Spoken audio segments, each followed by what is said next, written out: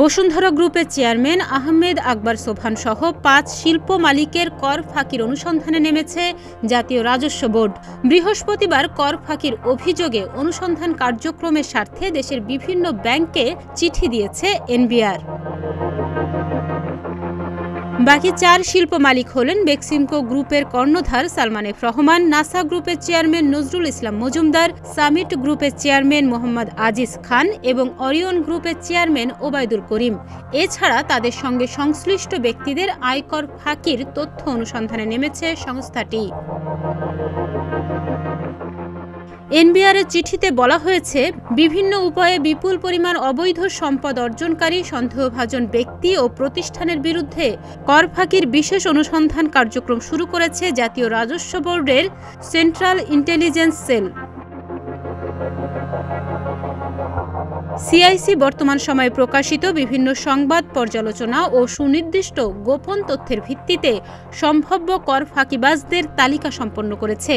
পর্যায়ক্রমে এসব ব্যক্তি ও প্রতিষ্ঠানের বিরুদ্ধে আয়কর আইন ২০২৩ ও মানি লন্ডারিং প্রতিরোধ আইন ২০১২ এর অধীনে কার্যক্রম পরিচালনার মাধ্যমে ফাঁকি দেয়া কর উদ্ধারের পাশাপাশি শাস্তিমূলক কার্যক্রম গ্রহণ করা হবে। সিআইসি পরিচালিত এই বিশেষ অনুসন্ধান কার্যক্রম অব্যাহত থাকবে। সূত্র জানায়, আওয়ামী লীগ সরকারের আমলে কতিপয় ব্যবসায়ী দেশের প্রচলিত আইন কানুনকে তোয়াক্কা না করে ব্যাংক লুট, অর্থ পাচারে নেতৃত্ব দিয়েছে। সরকারের প্রশ্রয়ে থাকায় তাদের বিরুদ্ধে ব্যবস্থা নেওয়া হয়নি।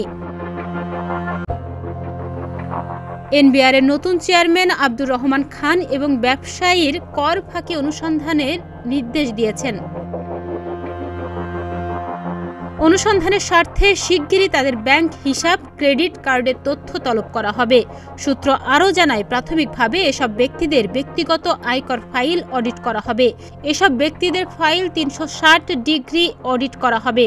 এই অডিটে তাদের স্বার্থ সংশ্লিষ্ট অন্য কোনো ব্যক্তির সম্পৃক্ততা পাওয়া গেলে তাদেরও ফাইল অডিট করা হবে। বিশেষ টিম গঠনের মাধ্যমে তাদের গ্রুপের অধীনে থাকা সব কোম্পানির আয়কর, ভ্যাট, শুল্ক সংক্রান্ত অনিয়ম অনুসন্ধানের পরিকল্পনা আছে।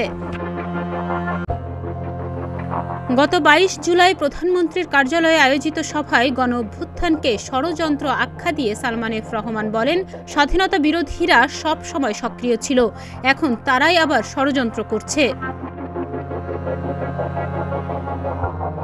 পদত্যাগী প্রধানমন্ত্রী শেখ হাসিনাকে উদ্দেশ্য করে বসুন্ধরা গ্রুপের চেয়ারম্যান আহমেদ আকবর সোবহান বলেন, কারফিউ আরও আগে দেয়া হলে এত ক্ষতি হতো না।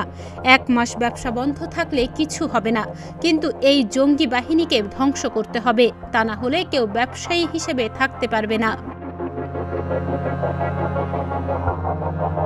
বসুন্ধরা গ্রুপের চেয়ারম্যান আরও বলেন, আপনার নেতৃত্বে আমরা এগিয়ে গেছি। ১৪ বছর আগে আমি কোথায় ছিলাম, এখন কোথায় এসেছি। আমার ব্যবসা ১৪ গুণ বেড়েছে। আপনার নেতৃত্বের প্রতি আস্থা আছে। মৃত্যুর আগের দিন পর্যন্ত আপনার প্রতি আমাদের আস্থা থাকবে। মৃত্যুর পরও আস্থা বিশ্বাস থাকবে। ডেস্ক রিপোর্ট, প্রতিদিনের বাংলাদেশ।